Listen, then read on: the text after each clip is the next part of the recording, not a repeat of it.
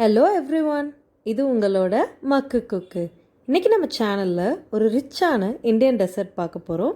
Bird nest with gulab jamun. Gulab jamun சாதாரணமாக இல்லாமல் ரப்டியில் வச்சு பார்க்க போகிறோம். எப்படி செய்கிறதுன்னு பார்த்துடலாமா? முதல்ல பேர்ட் நெஸ்ட் செய்கிறதுக்கு ஒரு பேனில் வறுத்த சேமியா எடுத்துக்கோங்க. 300 கிராம் எடுத்துக்கோங்க. வறுத்து நொறுக்கியிருக்காங்க. வறுக்கலைன்னா நீங்கள் வெறும் பேனில் போட்டு நல்லா வறுத்துக்கோங்க, ப்ரௌன் ஆகிற அளவுக்கு. இப்போது இந்த ரோஸ்டட் சேமியா தான் நான் வாங்கி போட்டிருக்கேன்.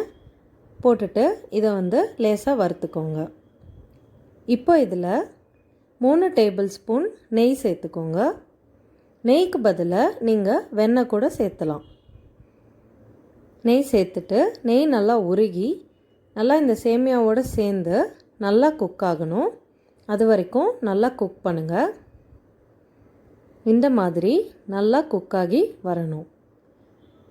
இப்போ இதில் 200 கிராம் கண்டென்ஸ்ட் மில்க் சேர்த்துக்கோங்க. நம்ம டின் வாங்குவோம்ல, அது 400 கிராம்ஸ் இருக்கும் நார்மலாக வாங்குகிற டின். அதில் ½ டின் அளவுக்கு கண்டென்ஸ்ட் மில்க் சேர்த்துக்கோங்க.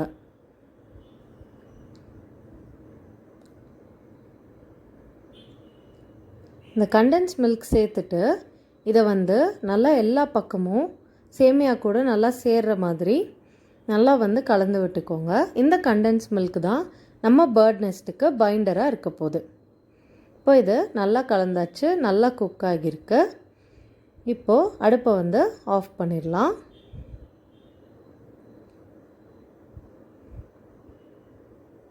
இப்போது ஒரு சின்ன பவுலில் லேசாக நெய் தடவிக்கோங்க.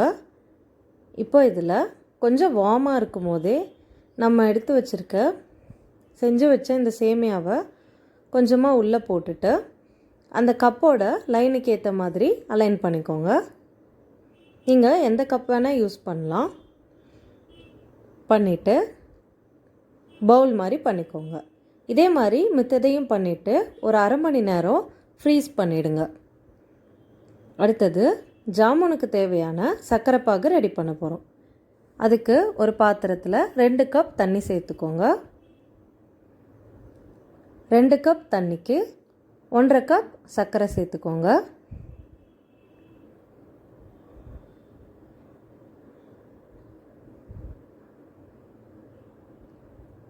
இந்த சர்க்கரை நல்லா கரையணும். நல்லா சர்க்கரை கரைஞ்சதுக்கப்புறமா இந்த பாகு ஒரு 5 நிமிஷம் கொதிச்சா போதும். ரொம்ப திக்கான பாகாக வர வேண்டாம். குலாப் ஜாமுனுக்கு தின்னான தண்ணியாக இருந்தால் போதும். சர்க்கரை கரைஞ்சி 5 நிமிஷம் கொதிக்க வச்சுட்டு ஆஃப் பண்ணிடுங்க. அடுத்து ஜாமுன் செய்கிறதுக்கு 250 கிராம் கோயா எடுத்திருக்கேன். இது இனிப்பு சேர்க்காத கோயா. இது ரூம் டெம்பரேச்சரில் எடுத்துக்கோங்க. இதை நல்லா கைவிட்டு பிசைஞ்சுக்கோங்க. நல்லா சாஃப்டாகிற வரைக்கும் பிசைஞ்சுக்கோங்க. இப்போ இதில் ஒரு 3 டேபிள் ஸ்பூன் மைதா மாவு சேர்த்துக்கோங்க. இதுதான் பைண்ட் பண்ணுறதுக்காக, பிரியாமல் இருக்கணும்ல, அதுக்காக.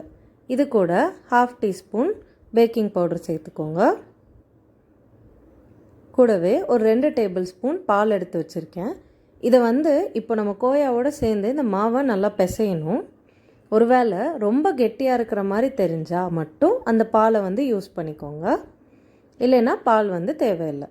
இந்த மாதிரி மாவு பிசைஞ்சிட்டு இதை சின்ன சின்ன உருண்டையாக உருட்டிக்கோங்க. நான் பேர்ட் நெஸ்ட்டில் வைக்கணுங்கிறதுனால நல்லா குட்டியாகவே உருட்டிக்கிறேன். இல்லை பேர்ட் நெஸ்ட் வேணான்னா நீங்கள் நல்லா பெருசு பெருசாக கூட உருட்டிக்கலாம்.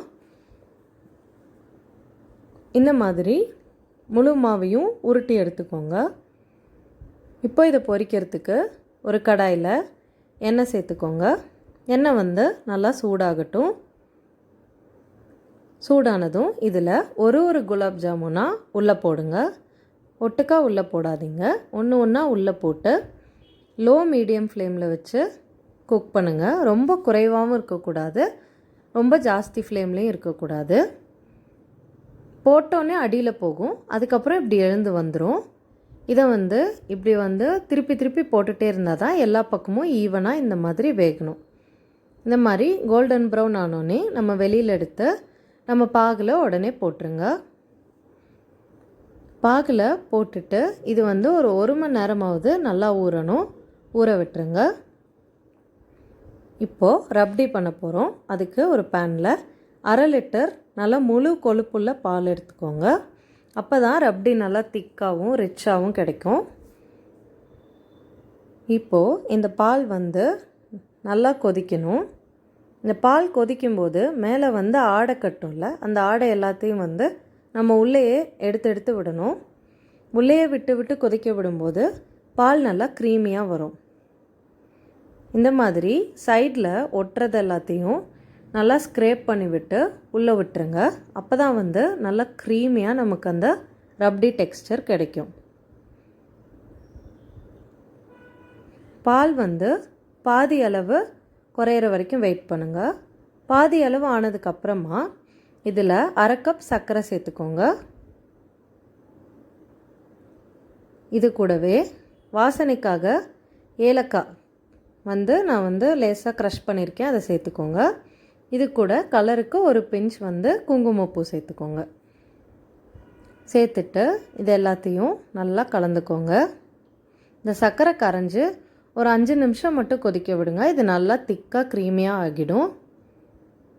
இந்த மாதிரி நல்லா க்ரீமியாக நமக்கு கிடச்சிருக்கு. இந்த கன்சிஸ்டன்சி சரியாக இருக்கும். ஆஃப் பண்ணப்புறம் ஆறுனப்புறம் இன்னும் கொஞ்சம் திக்காகும். அடுத்து நம்ம அசம்பிள் பண்ண ஆரம்பிச்சிடலாம். முதல்ல இந்த பேர்ட் நெஸ்ட் எல்லாம் எடுத்து வச்சுருக்கேன். இதில் நம்மளோட ரப்டியை உள்ளே சேர்த்துக்கோங்க. ரப்டி சேர்த்துன அப்புறம் ஜாமுனையும் ஒன்று ஒன்றா அடிக்கிறங்க. மேலே உங்களுக்கு விருப்பமான நட்ஸ் போட்டு நீங்கள் சர்வ் பண்ணலாம். நான் இன்றைக்கி கேஷ்யூஸ் போட்டிருக்கேன். நீங்கள் பாதாம், வால்நட், பிஸ்தா எது வேணால் போட்டு சர்வ் பண்ணுங்கள். இந்த ராயலான டெசர்ட்டை சாப்பிட்டு பார்த்துட்டு என்ஜாய் பண்ணுங்கள். இந்த வீடியோ பிடிச்சிருந்தா லைக் பண்ணுங்கள், கமெண்ட் பண்ணுங்கள், ஷேர் பண்ணுங்கள். மறக்காமல் சப்ஸ்கிரைப் பண்ணிவிடுங்க. தேங்க்யூ. இவ்வளோ பொறுமையாக பார்த்ததுக்கு. நான் எவ்ரி சண்டே வீடியோ போடுவேன், மிஸ் பண்ணாமல் பாருங்கள். என்னோடய மித்த வீடியோஸையும் இந்த லிங்க்ஸ் யூஸ் பண்ணி பார்த்துக்கோங்க.